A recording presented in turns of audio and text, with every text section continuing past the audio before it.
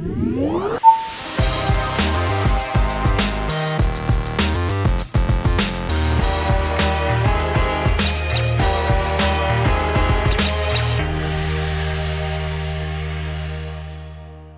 up, everyone? Welcome to episode 3 of Preloaded, the podcast that is dedicated to previewing and talking about all of the biggest and most exciting upcoming video games that you should definitely have on your radar. My name is Josh Finderup, and I am joined, as always, by the other half of Preloaded, Mr. Jackson Vanover. How are you doing, Jackson?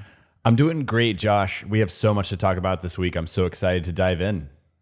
Yeah, we just saw Gamescom Opening Night. We're going to have an in-depth discussion about that, and we're also going to talk about the reveals of Gotham Knights and the reveal of Suicide Squad, Kill the Justice League. We also saw this week for the first time Call of Duty Black Ops Cold War, so we're going to get into all of that. You'll definitely want to stay tuned. But for now, we do have some housekeeping to go over. You can catch Preloaded. We post it every Monday. You can catch the video on demand version over on Jackson's YouTube channel. If you're not subscribed, just go to YouTube, search jayvee, Jayvee, and he'll pop right up, and you can, again, watch the video on demand version. You can also listen to Preloaded. We post, again, on Monday on Apple Podcasts, Google Podcasts, Spotify, and Stitcher. And if you are listening on any of those platforms, we have a special favor to ask of you this week.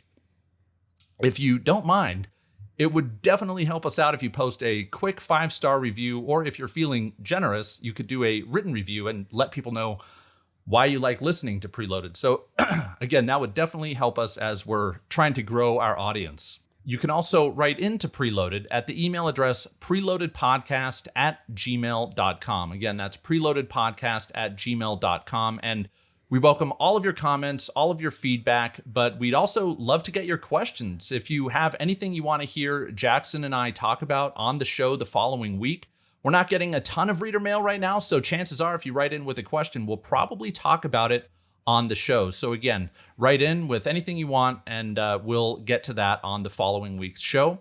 And speaking of, we are going to kick things off this week with our question of the week, which actually came in the prior week from Casey. And Casey asked, what are our favorite new IPs from this generation? So Jackson, I will kick this over to you and then I'll answer, but what are your favorite new IPs from this generation? So for me, first off, thank you, Casey, for the question.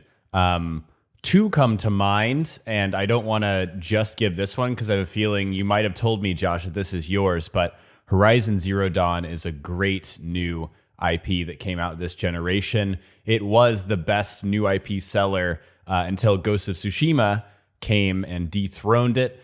Such a fantastic open world game that I really can't wait to see the sequel for on next generation. And then my next one would be Ghost of Tsushima. That was also such a fantastic new IP. It's funny, Sony has done such a great job this generation with these new IPs. So those were mine. Those are awesome. Yeah, you actually took a bit of the wind out of my sails. Those were both ones that I was going to mention, but I'm going to go with, it's hard. This is not a new IP, but it was a new intro to the series. I mean, Spider-Man is my second favorite PlayStation exclusive of all time. So that's, again, I know I'm cheating. That's not really a new IP, but I did really enjoy Death Stranding. Now, it wasn't like my game of the year or anything, but I was really surprised how much I liked playing through Death Stranding when I did. That's a high-profile game that I just could not get through. It just wasn't for me, but I understand the praise. A lot of people really loved that game.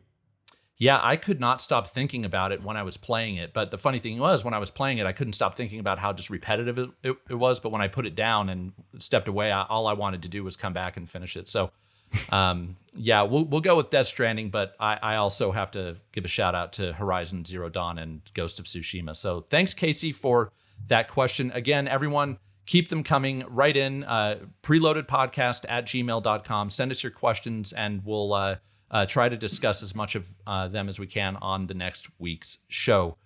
Moving on, let's get into some of the games. And we are going to kick that off with our Out This Week section. Every week we go through the games that came out starting on Monday and move all the way through Friday, the week that we post the podcast. So starting this week, this is Monday, there actually isn't anything that comes out of note, but Tuesday, we have 3 games that we want to highlight. Tuesday, September 1st, we have Ari and the Secret of Seasons, which is a kind of a Zelda-based platformer where the seasons change and the gameplay is affected by that. Then we have 2 strategy games, which look like pretty hardcore strategy games. Crusader Kings 3 for PC and Iron Harvest for PlayStation 4, Xbox One, and PC. Crusader Kings, kind of an old world strategy game, and Iron Harvest, if I remember correctly, has a bit of a sci-fi bent to it. Any of these catch your interest, Jackson?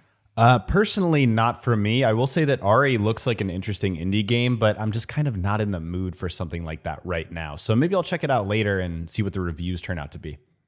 Yeah, and we included that one. It wasn't on my radar. I don't know if it was on yours, but sometimes these games catch us by surprise. So we'll check back next week and see if it maybe reviews well.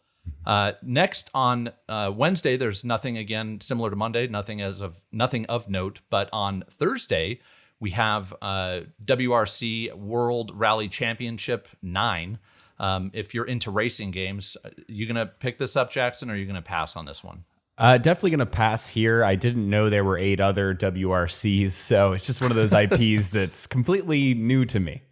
Yeah, I mean, visually, these games look spectacular. I think they look really good, but I probably will pass. The only racing games I really play are the Horizon and Forza series.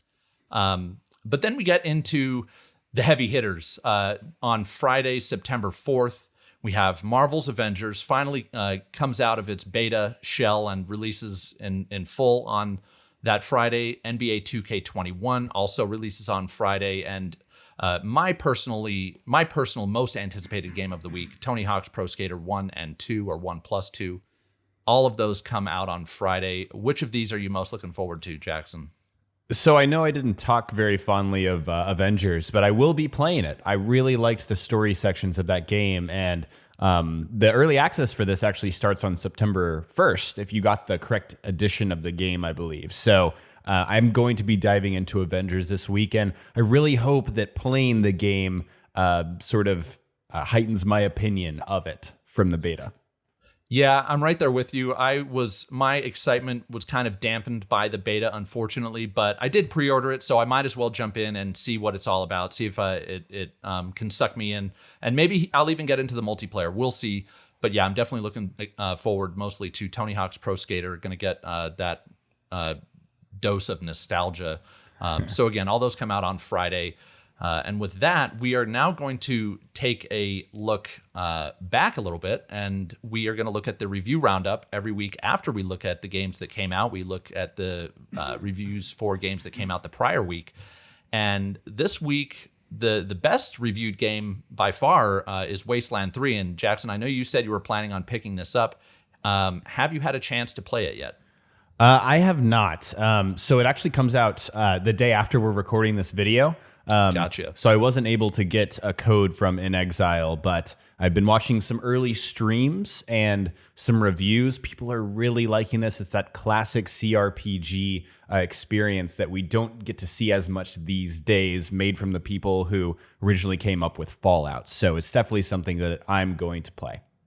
Right, and I actually forgot to mention the review scores that it's gathered up on OpenCritic right now. It's sitting at an 85% critic average, and 98% of reviewers are recommending it. So that's a very good, and I'm also really excited that this, even though this is on multiple platforms, this released on PlayStation 4, PC, and Xbox, it is an Xbox-owned studio, so I'm happy for Xbox that this is reviewing well. They need a couple of wins in their column. Me too, and it's worth noting that this is on Game Pass. I didn't know that. So that's awesome. I'm going to get to play this game without, shelling out extra money outside of my subscription. It's awesome. Yeah, I'd actually, maybe I'll play it for that reason. The next game that reviewed is Project Cars 3. We mentioned this game last week. It's actually reviewing pretty well, 74% average critic review, and 72% are recommending it. So not great, but definitely, if you're a racing fan, this is probably worth checking out. Next is PGA Tour 2K21, sitting at a 77% critic average and a 76% as far as how many reviewers are recommending it. And lastly, we have Tell Me Why, which the reviews just dropped today. And for anyone who doesn't know, we record this show on Thursday and post on Monday. So the reviews for Tell Me Why just dropped today, and that's sitting at a 78% average, with 73% recommending it. I plan on checking out Tell Me Why. I really like that game is telling a story about, if I am reading it right, a transgendered character. I really like when game companies tell stories of, underrepresented groups. I think that's really important. So for that reason, I'll probably check this out, but we'll see if it, I was hoping it would review a little bit better. Yeah, I didn't actually know that that's what Tell Me Why that kind of story was being told. And like you, I really appreciate representation. I think games are a perfect platform for that. So I'm excited to hear what you think, and I may check it out myself. Yeah, so that's what reviewed. Those are the games that came out. We are going to get into our news in previews section. And for this section, what we do, we talk about all of the news that came out for games that are coming out, but we also talk about any hands-on previews that we have. And I do believe we have one. I'll leave that for Jackson to reveal later. But for now, we are going to talk about the stuff we saw at DC Fandom, starting with Gotham Knights. Now, this was a incredibly highly anticipated reveal. This is the game that WB Montreal has been working on since they released Arkham Origins. Correct me if I'm wrong here, Jackson, but I don't think that they've released anything since then. I don't believe so. Yeah, so they've been working on this game for a long time. Now, this was not what I think many people expected. I think a lot of people expected a Batman game, but this is actually a game within obviously Gotham City, but it doesn't feature Batman. In fact, in the storyline that they revealed, we'll see if this holds true, Batman has died, and you actually take the role of 4 characters: Nightwing, Batgirl, Robin, and Red Hood. And it is a single player / 2-player co-op open world game that has some RPG elements. You can play, again, 2 players or single player, either way. Before I ramble on too much about this game, Jackson, what were your initial impressions? I liked what we saw. I think that it had that distinct Arkham flavor, even though this is not a Rocksteady game. WB Montreal, I mean, they did work on Arkham Origins, right? But they still managed to have that same feel. So very dark, very Batman-esque, if you will. And so I don't think Batman is going to be in the game. I know there's been a lot of conversation of like, Batman's not dead. He can't be. I do think that Batman's dead. Every interview that you read is like, Batman is dead. The focus is on these new characters. But I really liked what I saw. It looked like an extension of the Arkham gameplay in more of kind of a co-op friendly format. And let me ask you actually for a clarification, can you not play 4 players in this? Is it maximum 2 if you're playing co-op? My understanding was that it is maximum 2, but if we want to look that up real quick, we can. But that was my understanding, that it was 1 or 2 players. That is a pretty important distinction. Yeah, because for me, I was thinking this was going to be a 4-player game, but it's kind of murky if you look at the gameplay and the reveal and what kind of game this is. It's a little confusing on what we're getting in terms of the final product. So I'm hoping that they'll give us a more, open look in the near future. Yeah, so I just pulled up a quick article from Games Radar, and they say Gotham Knights co-op is limited to 2 players and online only. So wow, it does sound like, and that actually was a relief to me, because as we've seen with Avengers, the more characters and the more ability sets you bring into a level at any given time, it seems like you might have to kind of dilute the level design to accommodate everybody. Right. Now, I know that you will be able to use any of these 4 characters, so maybe that doesn't apply, but it seemed like the puzzle solving, for example, if there's puzzle solving in this, like we've seen in games like The Last of Us and God of War, you can have really clever and fun puzzles with 2 characters in the level at once. But once you start introducing 3 or maybe 4, it seems like those interactive level elements might get a little boring for, like, you might have a 3rd or 4th wheel in the party. So as someone who enjoys single player focused experiences, I was actually relieved, for the reasons I just explained, that this is going to be limited to fewer players. But I definitely understand that people who wanted to play this game with 3 other friends might be disappointed. Right. And I think for those people, we have other games that are being compared to Gotham Knights. Not necessarily fairly, but Marvel's Avengers. I mean, that is a game that's going to accommodate 4-player parties and, give you that kind of chaos of playing with 4 people at once in the same game. Yeah, and the developers have said very clearly that this is not a game as a service. Now, I know that a lot of people might listen to that with some cynicism and, kind of take a wait and see approach. But it does seem to me that this is a more of a story-focused game that you happen to be able to play with a friend. And so I don't look at it quite the same as I do the Avengers. I don't anticipate that this is going to have such a long tail as the Avengers. Obviously, the Avengers, they're planning on stretching that out for years and years. And they may with this as well, but I think it'll be more with content and new story content, not so much with the new characters as they are with Avengers. And we know this is a 2021 release, current and next gen. I'm really excited to see when this thing is coming out. I'm anticipating like August or September next year.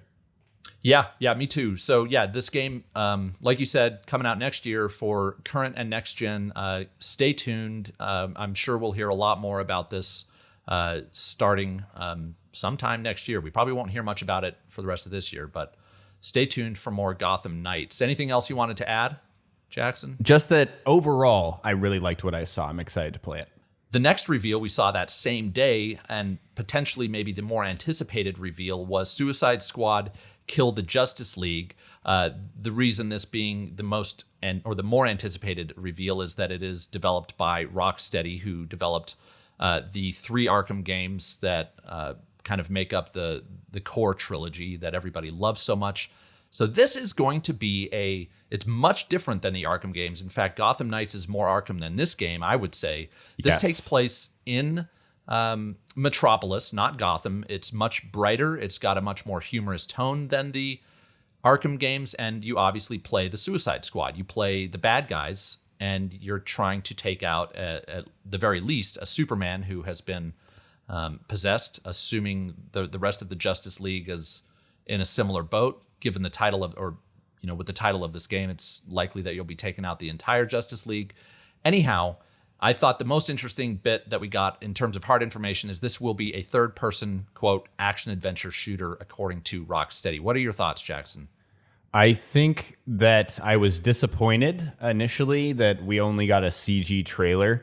I think a lot of people were expecting more. And so the overall effect of being really hyped for an announcement and only getting a CG trailer really took the wind out of the sails for me. But generally speaking, I'm pretty excited for this game. But when you don't give us gameplay, I mean, we were talking about this last week with reveals. When you don't give us gameplay, you just kind of don't know what you're getting into. You can get these buzzwords and descriptions like third-person action-adventure shooter, but we have no clue based on this CG trailer. So that's where I am.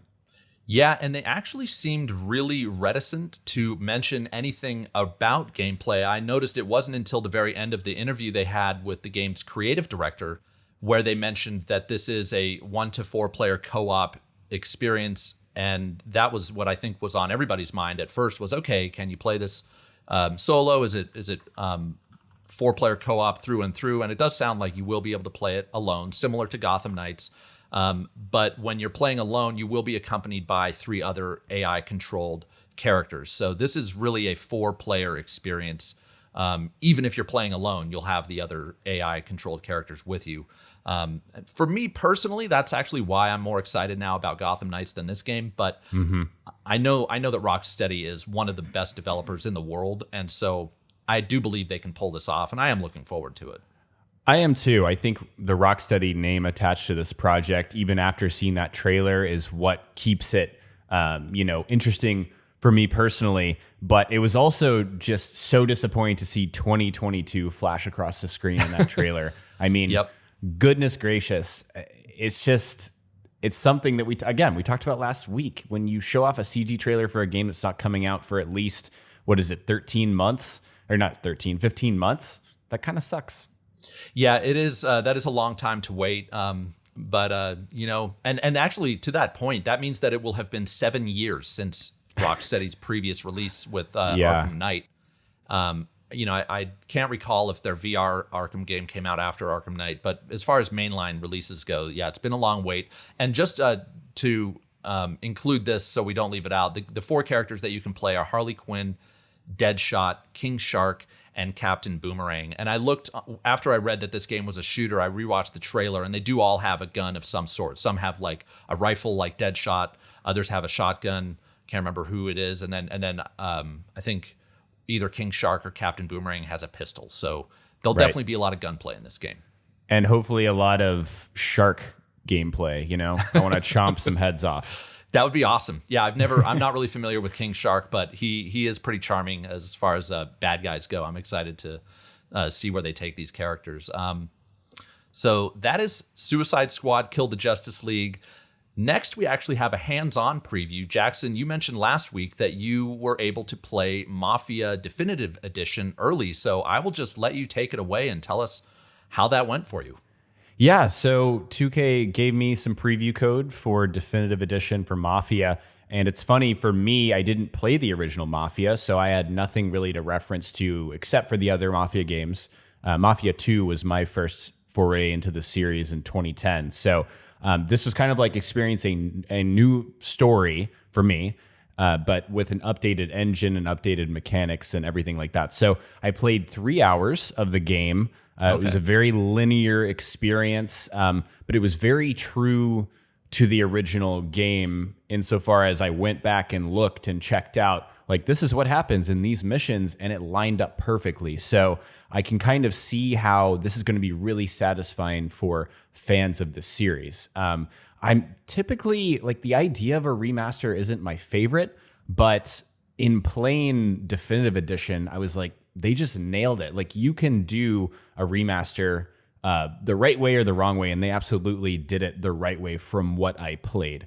I do want to caution people, it's not an open world game. I think a lot of people will look at Mafia and say, oh, open world GTA set in the 1930s. It's just not. There's a separate game mode called Free Ride. I didn't get to play it, and where you can explore this open city. But it is a linear story, narrative-based experience, lots of cutscenes, heavy emphasis on the characters. It's really all about the writing and the plot with the Mafia games.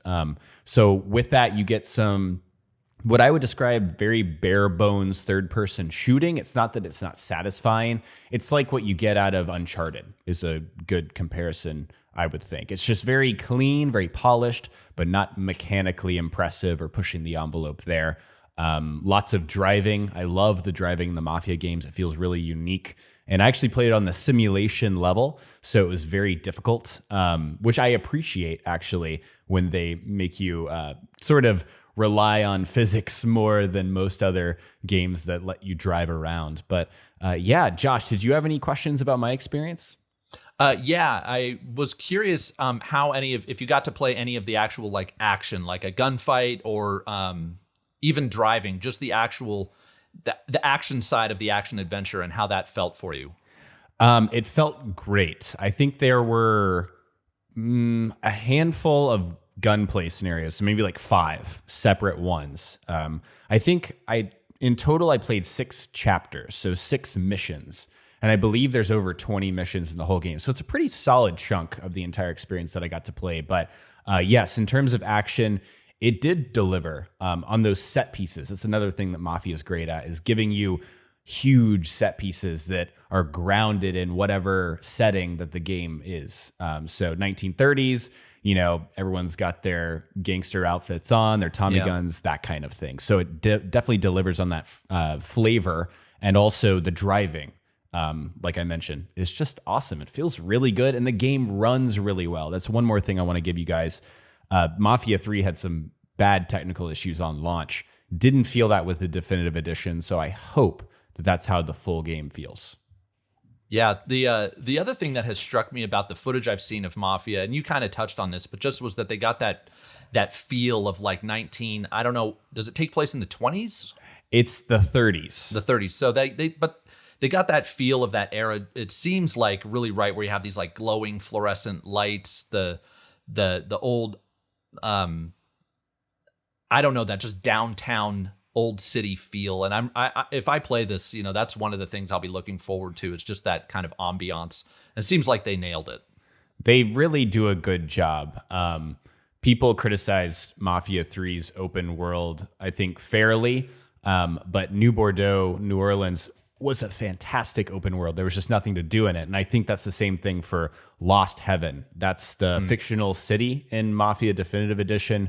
It's kind of a mix of Chicago and New York, and it feels like both of those places. Yeah, and I do hope that there is stuff to do. I did play the original Mafia all the way back when it came out. And the funny thing is, remember it. I remember it as being open world, but that might actually have come out before open world as we know it was a thing. And I do remember it feeling very empty and very sterile, just not a lot of stuff to do. But again, we're talking almost 20 years old. So, and to that point, this game looks more than a remaster. This looks like almost a rebuild, so. It is. They re-recorded, they rewrote, they re-recorded, obviously, the audio.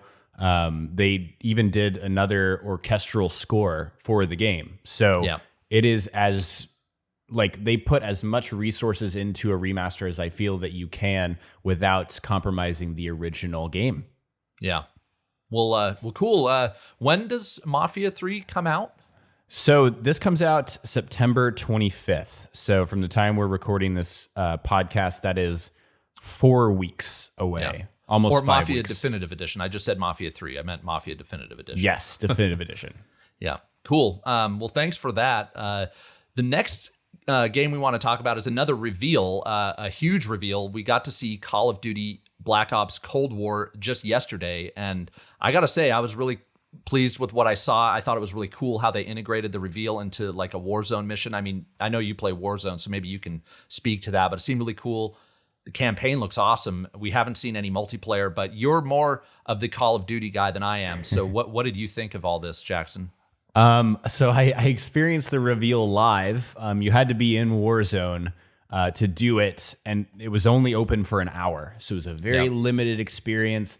And it's very Fortnite in that way, a live event. You had to be there to experience it. And it was really, really cool. I think they played on the conspiracy elements very well. In Warzone, you usually have objectives on your screen, but they blacked them out, in that redacted black ink. And then they slowly revealed them, and you did these cryptic objectives leading up to a trailer.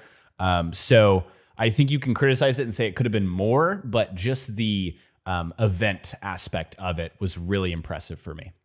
Yeah, I agree. I watched someone after the fact who had posted a video of it, and it seemed really cool. And I have to say, I really like the direction that they're going. This really seems like a more covert ops style campaign, and they give you this feeling like, oh, we're going to get to see what really happened during the 1980s with Ronald Reagan in that little black room where everybody's talking about their mission, and I'm intrigued by that. The action I thought looked good, but that's kind of table stakes for Call of Duty. These games, if you want to know what a game looks like when you spend $200 million, play Call of Duty. And so I'm actually excited to see where this goes. We've got a multiplayer reveal on, I think it's September 9th. Yes, that's correct. So and the game is. Sorry to cut you out. The game's coming out November 13th. Right. So, and also, I mean, just in terms of how the campaign looks, it looks like it's going to stretch at least a couple of decades. I think in the preview coverage, they've mentioned a mission that takes place in Vietnam in the 60s, one that takes place in the Ukraine in the 80s. So, if that era is your thing, I mean, I'm very interested in it. So should be cool. Also, one thing of note, that may be a bummer for people. You can get the current gen version for $60, but if you want the cross-gen bundle, you're going to have to pay $70. So we're getting a little more information as far as how that whole situation is going to shape up for next-gen AAA titles. Yeah, and it's interesting because it depends on the publisher and the developer. Who wants to give you a free upgrade to the next generation? Activision is showing us very clearly that they don't. They want to squeeze a little bit more money out of you in order for you to get the highest tier version, I guess you could say, the next gen version. Yep. Yeah. So could be a bummer. It's also kind of nice that you can still get both versions for one price without buying both. So kind of a double-edged sword, I guess you could call it. But moving on, we do want to talk about one more game that I don't know if this was the official reveal that it got this last week, but everybody started talking about a game called Black Myth Wukong, which if you saw the gameplay reveal, it was a 13-minute video that was posted. This is a game that's being developed in China by an indie developer, which apparently is a relatively small team. And it's a third-person action adventure that definitely has some Dark Souls and Bloodborne influences. But it also looks to have some more action adventure influences. But long story short, the gameplay looked amazing, very next gen, and really jaw dropping for such a small team to have put together this trailer. Now, whether this game shapes up to look this good, we just don't know. But did you get to see this trailer, Jackson? I did, Josh. I watched it this morning, actually, and it blew me away. It looks very good. It's only a 13-man studio, and they were inspired by God of War, Monster Hunter, and Sekiro, and you can see those influences in the gameplay. But a lot of people were speculating if this was developed in a Unreal Engine 5, and it's actually being made in Unreal Engine 4, but the quality of the gameplay is so incredible that I have a sneaking kind of bad suspicion that that's not what we're going to get, when it comes out. And that's kind of a bummer. Like, that's the only thing holding me back from extreme hype, because what we saw looked and felt amazing. Yeah, it looks really fluid and the effects look great. And it also just the amount of, I think if there's anything that we can probably count on making it into the final version is just the amount of creativity. Whether the visuals and the technical aspects of it hold up, we'll have to wait and see. But there was a lot of creativity involved. You can, transform into a bug and fly around the level if you want. Or you during combat, there was a part where the main character split into 20 different clones of himself, and they all attacked this boss that they were fighting. So really creative stuff. But I agree. I mean, this may be a case of a game that looks better than it will when it releases. Because to your point, I don't know if I've seen an Unreal Engine 4 game that even looks this good, but we'll see. There's no release date, I don't think. And I do think that it's set to release on both, I think they say PC and consoles, and that's sure to be next gen. Right. And one last bit on this is that they did release this trailer saying that it was basically a recruitment tool. They put this out there hoping to attract talent to their studio. So take that for what it's worth. Right. They put a lot of time and effort into this thing, and it really shows. So that rounds out our this week, the news in previews section, and we are going to continue this with our featured topic of the week, because actually just prior to this show recording, we got to see Gamescom Opening Night live, and it was a very long show. I think it was pushing 2 hours, and we got to see a lot of games. Now, whether there were a lot of games that people were excited about, I'm not so sure. There was some stuff in here that I thought was cool. Not any massive surprises. I think they pretty much had teased everything that was a really big reveal, with maybe one or two exceptions. Before I give away what my surprises were, Jackson, was there anything at Gamescom Opening Night Live that surprised you? No, and I think Jeff said it best in the pre-show. He said that this Opening Night Live is meaningful updates on existing games rather than shock moments. And I wrote that down. I watched the show, and I wanted to see if he delivered on that. And absolutely, that's exactly what the show was. Yeah, we did get to see some new stuff. I think they kicked off the show with what might have been the most interesting new IP or new game that we hadn't seen. It was a game called Unknown 9 Awakening. And it was just a CG trailer. We got to see a young girl who was in some sort of trouble, and when some people came up to her, she was able to shift into some alternate realm. But other than that, I think for the most part, we got to see known quantities at this show. We can just kind of go down the list of things that we thought were interesting. From there, I think of note, we should definitely mention that we got a mention of Dragon Age 4. That was, while literally no information whatsoever, they basically just talked about the game without saying anything. We now know that Dragon Age still exists. Yes, and for me, I love this studio. I love BioWare, and I was actually an EA game changer for a while for Anthem, which we all know how Anthem turned out, unfortunately. But It was really awesome for me personally to see this team excited about what they were working on next, because there's just been a lot of rough patches for BioWare over the last couple of years. So Dragon Age is still in early production. We had some information about how the story is what happens when you don't have power for the protagonist, when people in charge don't address issues, which is an interesting angle that I feel like is almost political, which is cool in a way. It's not something we see in games a lot. And again, very early. I don't anticipate that we'll see Dragon Age 4 for at least 3 more years in terms of coming out. I'm sure they'll show us more in the near future, but I love to see these people excited for their game. It was awesome to me. Yeah, I agree. It was cool to see. It's nice to have them acknowledge that, hey, we are working on stuff, because I think whatever's next for BioWare is kind of a big question mark. Now we know that, in addition to them working on Anthem, they're hard at work on Dragon Age. So that was cool. I will, maybe we can kind of go back and forth here. I'll toss it over to you. What was the next game on the list that kind of you thought was noteworthy or worth talking about? So for me, we got a small look at the Doom Eternal DLC, The Ancient Gods Part 1, which is confirmed coming out October 20th, which is right around the corner. To me, I look at the release date calendar and I'm like, that's a nice bite-sized little piece of game that I'll be able to play before November blows us all away with the consoles and all of the new big releases. Like, there's 1 week in November that just sucks. You've got like Valhalla and Cyberpunk and so many other things. But this game blew me away when I played it in March earlier this year. There's nothing like the new Doom games, nothing like it in terms of how it makes me feel when I play it.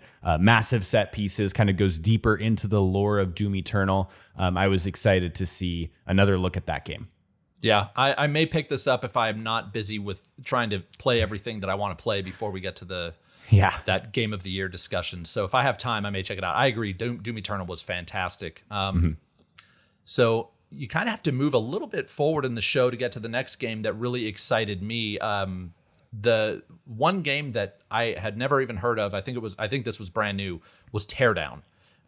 This looks like a really interesting idea. Basically, the whole world in this game is built out of what basically are Legos, and you have to destroy the world to make a path to pull off a heist and get out of your location. So very interesting indie game. I don't know if this surprised you at all, but I thought this just looked super cool. I thought it looked incredible. Jeff talked it up. I had actually seen Teardown before. It was revealed as sometime in the last year, I want to say, as just kind of like this. I don't know if it's a one-man project, but Jeff kind of talked about it as being one, or like the creative director is just this visionary. And it's like, it's voxel based, and it's about getting from point A to point B as quickly as possible, but your environment is completely destructible, which a lot of games have claimed to do, but it looks like Teardown actually will in a very cool artistic way. So I really liked Teardown as well. Yeah, that was cool. Anything, did I skip over anything between Doom and Teardown for you? There was a really big gap in Gamescom where I was like, can we just get to the next big thing? Yeah. It was weird pacing for me. So you didn't skip anything. Okay. What was the next big thing for you? For me, it was Star Wars Squadrons. Same here. Interestingly. So what did you think about it, Josh? Well, I think this game looks great. I do have one big concern that I'll get into in a minute, but I'm a huge fan of the Rogue Squadron games. And while that was more of a third person, shooter, this is a first person shooter. You're in the cockpit. It definitely takes me back to that, so I'm really excited. And the fact that I don't play a lot of VR, but I might put on my headset. I have a PlayStation VR. I might put on my headset for this. My big concern is that the HUD and the cockpit just seems to take up so much real estate that I wonder if that's going to hinder the experience. But other than that, I think this game looks fantastic. It's $40, so I'm in. Yeah, I want to play it too, and I didn't think that I would.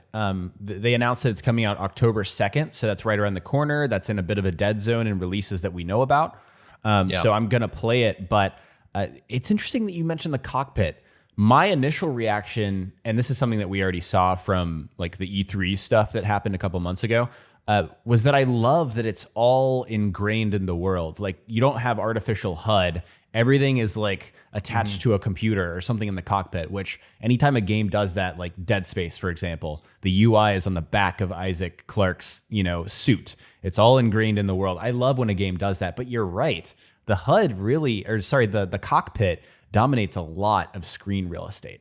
Yeah, particularly in the Imperial ship. The Rebel ship, it's not so bad, but you have that full 300, that circle window, I guess, for the TIE fighters. I think it's a TIE fighter that you're in. I might be wrong about that, but just looks like it takes up like 50% of the screen space. But we'll see. I'm assuming they've play tested the heck out of this, and it's probably just something that you don't notice after 5 minutes of playing the game. Sure, and like you said, I may whip out my my Oculus Rift to check this out. It's something I haven't touched in a while, but this is it feels like one of those games that was made to be experienced in VR. Yep, yeah, absolutely, no doubt. So that does look cool. The next game for me that looked really interesting, and I've been interested in this ever since it was first revealed. We didn't get to see much of it, but 12 minutes. I was just super enthralled when I first saw this, and then seeing the cast that they've pulled together for this game. Clearly the voice acting is going to be fantastic. Daisy Ridley, who plays Rey from Star Wars, Willem Dafoe, and James McAvoy, who both are fantastic actors. I mean, all three of them are. So that's I'm super hyped for this. Me too. It's an indie title, so it's going to be a little more niche, but like you, I was instantly enthralled by it when they first revealed it. It's about a man stuck in a time loop, and it seems like the decisions that you make will affect the time loop, and I assume that the loop is every 12 minutes. That would make some sense. Yeah, and the stakes seem to be really high. Like, it seems like someone breaks into your home and kills your wife or significant other, or doesn't, depending on what decisions you make, and so really interesting. Yes, I'm excited to play it. And did you see at the end it said Xbox One and Xbox Series X? No, I didn't see that.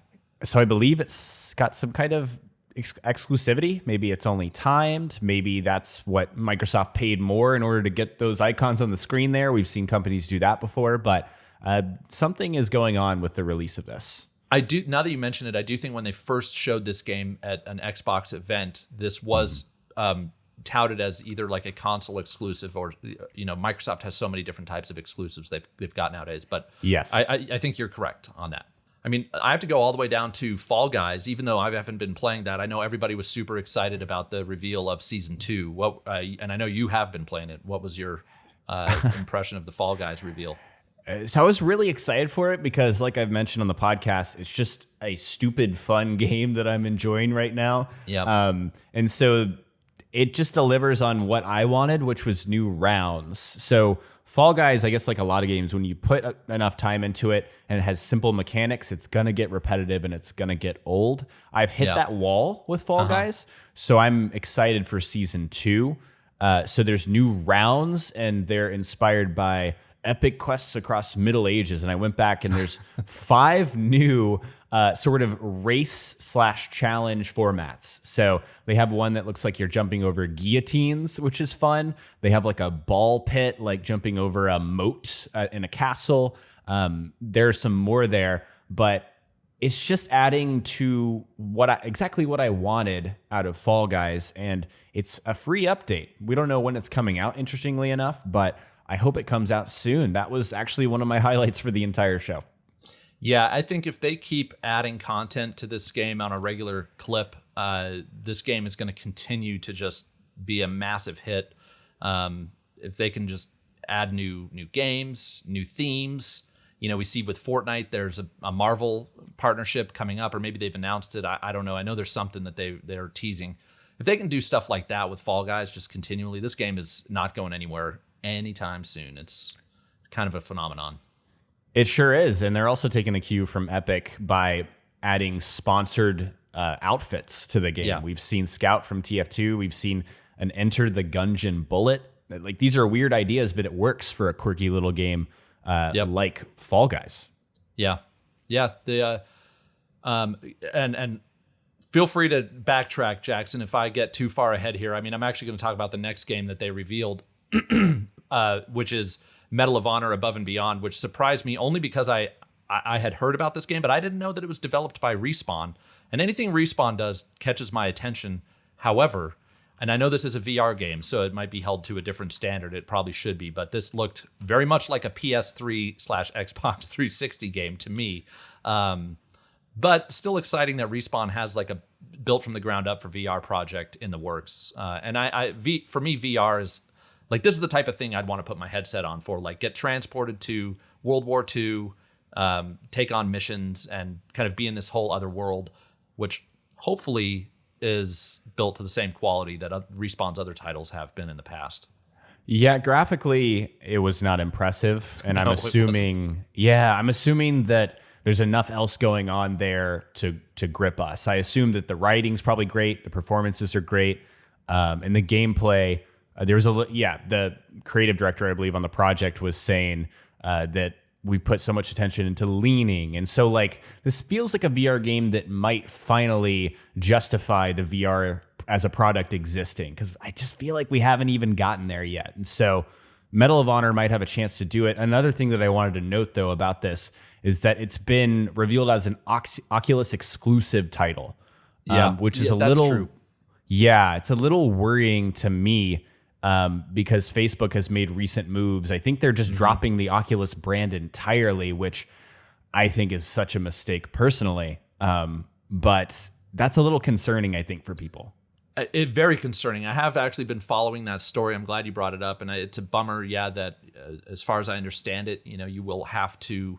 there is some time for people who have an Oculus and have their account, but eventually you're going to have to sign on with your Facebook account or create one if you don't have one. And I know a lot of people don't like Facebook for a number of reasons, so that is a major bummer. Yeah, and it's coming holiday 2020. Another game where we don't know exactly when it's coming, but apparently in the next 4 months we'll see it. Yeah, it's going to be an interesting 4 months. So I am actually going to kick it over to you because I actually, I don't want to sound like I'm down on this show. I opened the podcast saying I thought it was a good show. It was, but I've actually talked about all the games that really got me excited. What else was on your list of games you enjoyed seeing? So I wanted to mention Destiny 2 Beyond Light. I've been an on-again, off-again Destiny player since Destiny, the first game, came out in 2014. I haven't played Destiny 2 as much as I played 1, but this expansion's coming November 10th, and it's the first major piece of content since Bungie cut ties with Activision, which is very exciting for me personally, because we know how great Bungie can be. That's a really good point. Yeah, I think it's a very good litmus test for what we can expect from Bungie in the future. So from a gameplay perspective, they're adding a new power called Stasis, because all of the Guardians are abandoning the light, which has been a main central theme for the entire franchise. And so we've got some new subclasses for Warlock, Hunter, and Titan. They all look really cool. I will say that Games as a Service, that format's not my favorite for Destiny. It relies on a lot of repetition. So basically, long way of me telling you guys that I'm going to play the new stuff if I have time, because this is really releasing at an awful time of the year in terms of way too many games. So if I have time, I'm going to go check out this game. It looks really cool. I want to play it, but we'll see. Yeah, it will be very interesting to see. I won't play this, but I will be paying attention, because it seems like when Bungie was at the helm, or I'm sorry, when Activision was at the helm, it seemed like they would always take 2 steps forward, 1 step back when they released one of these expansions. So now that they don't have anybody to be beholden to, maybe they'll just give people exactly what they want. I hope so, because Destiny has a passionate fan base, and they all support Bungie fully. So amidst the litany of other games that we didn't get to talk about, the last one for me was the finale, Ratchet and Clank, and I have mixed thoughts on this one. Before we do talk about this, was there any other game you wanted to bring up? No, just Ratchet for me. Yeah. So for me, I think this game looks outstanding, looks really good, even though there was definitely some lag, which was a bummer across this whole show, but some parts of Ratchet, the stream wasn't so great. However, I mean, what they're doing with this game and the teleportation mechanics, to me, looks awesome. I think this is going to be a showpiece for next gen. I'm going to sound like I'm knocking Xbox here, but when Xbox says that when they build games for both generations and they say that that's not holding them back, I see a game like this and I'm like, But this game literally couldn't exist on the PlayStation 4. This is truly a next-gen game, so that's really exciting. However, I was bummed that we basically got to just see an extended version of gameplay we'd already seen. So yeah, you make a great point about Sony. They basically prove their point with Ratchet and Clank that PS5 is worth people shelling out extra money for and going to next gen, whereas Microsoft's strategy is get a Series X when you feel like it. We're going to deliver our entire platform for every console, but you always have that sneaking suspicion in the back of your mind that games are being held back if they're released on previous gen, and Ratchet and Clank proves it. Yeah, and to be more specific, what I'm referring to are those teleportation mechanics where you jump from, it looks like in some instances you jump from one area of the level to another, but the parts where you actually jump from one whole level to another and there's no load time and it is instantaneous as far as I can tell, that's only doable thanks to the fact that we have these SSDs and these new consoles. So this is a next gen game. This is an example of something that we couldn't do a year ago, and in 2021, hopefully we'll see other games that take advantage of the new hardware. But very exciting. I just think the game looks really sharp. Insomniac, they know what they're doing. This is, I'm sure, going to be a great game. I would love to talk more about it because I'm actually a personal Ratchet and Clank fan. Awesome. I grew up playing the games, and these were games that I would play over and over. It was that kind of experience for me. So I do want to caution our listeners that the stream quality, I don't know what it is, and this has been across the board, like Ubisoft Forward, I noticed this. The stream quality does not represent these games at all. Like on PlayStation's official YouTube channel, they uploaded a video of Rift Apart, and it looks night and day compared to what they showed graphically. I don't know how you were watching Gamescom, Josh, but I was watching on Twitch, and Twitch chat. I was watching on YouTube. Okay, Twitch chat was memeing the hell out of Rift Apart because they were saying, this is 30 FPS, this is not next gen. But if you go and look at that in-engine recorded fully 4K footage, this does look next gen graphically. Yeah. So I don't want people to be misled by the stream. Like, go watch the raw video. It looks incredible. Yeah, I have no doubt that this game will look great. Now, that said, this is kind of a larger conversation, but I don't really expect a lot of developers to always try to hit that 60 frames per second, because it's like, maybe if they were developing for the highest end PC all the time, they could do it. But when you add effects like ray tracing, which we know Ratchet and Clank is going to have ray tracing, that takes a huge amount of the processing power and the memory on the PlayStation 5. So it's, maybe if they didn't do ray tracing, they'd be able to hit 120 frames per second at 4K. But when you add ray tracing, it's a give and take. Right. You're playing just like with game development. When you're actually literally playing a game, you're playing with limited resources at all times. And so the specs of the PS5 are supposed to relieve some of those and give us even more high fidelity experiences. But at the same time, there is a limit. Yep. And I will probably say this in the future many times, but I think that next gen is not so much about visual fidelity, at least on consoles, as it is about quality of life is one, but then what games can do with these SSDs. If anybody here watching hasn't checked out my PlayStation 5 preview, I did extensive research on how the SSD is going to change the experience of playing a video game, and it is way more than just shorter load times or no load times. It really does let developers create worlds that they used to not be able to make. I won't get into the details. Go check out my video if you're interested in that. So, and Ratchet and Clank is a perfect example. So I'm excited for this game, very, very much so. We did get, I think it's worth mentioning, a release window. They say it's coming out in the PlayStation launch window, whatever that means. Yeah, that's a very vague description, and it kind of paints the picture that we've all been feeling that neither of these companies want to announce. They just don't. They're playing chicken.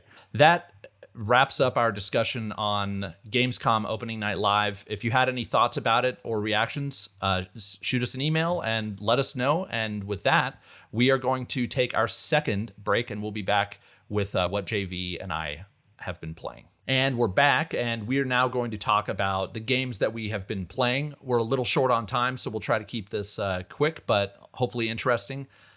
So Jackson, I finally finished Ghost of Tsushima. That game, I finally came around to really liking that game. The more I played it, the more... Every time I sat down, I ended up playing it for like 3 or 4 hours, and I just couldn't put it down. And the story was great. The gameplay is great. People have probably heard enough people talk about that game. Just know that I very much enjoyed it, and it will be in my Game of the Year discussion. It's probably right up there with The Last of Us Part 2 for me. And the other game that I played a lot of this week was Mortal Shell. I tried to get to the end of that, and I have a horrible story. I beat all of the levels in the game. There are 3 main levels. I beat them all, beat all the bosses, and I was gearing up for the final boss fight, and the game crashed. And when I reloaded it, it said my save file was corrupted. So I'm done with Mortal Shell. Yep. Oh no, Josh. I'm so sorry. Yeah, the game is relatively short for a Souls-like. It only took me for 3 or 4 days of playing it to get to the end, but it's frustrating with a game like that actually takes significant effort. And I'm not going to go back and redo. I do have an old save file, but I'd have to redo about 6 or 7 hours of gameplay to get back to where I got. So that's an experience ruiner. I don't think I'd ever touch it again either. That sucks, Nope. man. Yep. So if anyone wants to play Mortal Shell, it is a good game, but just know that it has some pretty significant bugs, apparently. Yeah, that's the worst. Yeah. Yep. So anyway, that's me. So this week I've been revisiting Assassin's Creed Black Flag. I started a couple months ago and got back into it after all these games have come and gone. And I'm just loving the experience of being a pirate. It's just such a fun game that I had forgotten how great it was. So I've been revisiting that. And then, just a little bit of Warzone with the friends, experience that Cold War reveal. That's about it for me. Nice. Yeah, I love AC Black Flag. That's my next to Odyssey. That's my favorite AC. So it's a great one.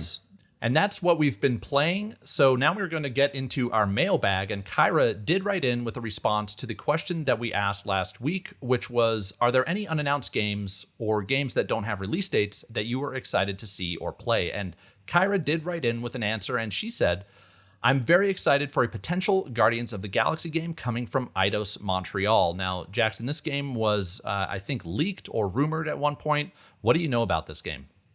So we don't know much, just that it might exist. This is an unsubstantiated leak as far as I can tell, but it's part of the multi-year huge contract that Marvel made with Square Enix, the publisher. So we know that this is probably going to come out once Avengers has been out for a couple of years, if it is still coming out, because this leak was from a couple of years ago. So yeah, this might be one that, maybe we'll hear about it soon. And if we do, it's either going to be, it's still coming or it's canceled or we won't hear about it. But not to end the show on a on a downer. Hopefully we hear something positive about this game. But that is going to do it for episode 3 of Preloaded. Before we do wrap up, I do want to just reiterate that if you have any questions for us, please send them to preloadedpodcast@gmail.com. And if you need some inspiration, just look at Gamescom. What was your most exciting reveal or preview or trailer that we saw at Gamescom Opening Night Live? Send us your thoughts, and we'd love to hear from you. So if you, again, are listening to Preloaded on any of the audio podcasts, please drop us a review, a 5-star review, rate us, and if you feel generous, again, write us a written review and let people know why you enjoy listening. And again, Preloaded posts every Monday. You can catch it on jayvee's YouTube channel for the video on-demand version, or you can get it on Apple Podcasts, Google Podcasts, Spotify, or Stitcher. And before we go, as always, I'll say, at least for myself, I don't really have anything to plug on my channel. But Jackson, if you want to plug anything, what have you got going on over on your channel? For me, just the Mafia preview that I uploaded recently. There's some good info in there if you're looking forward to that game. Awesome. And you can find me at Quest Mode Games on both Twitter and Instagram. Jackson, where can people find you? I am jayvee on YT, just like it sounds, and I'm on Instagram, Facebook, and Twitter. Awesome. And that'll do it for us. We will see you guys next week. Thanks for listening, and thanks for watching. Thanks, guys.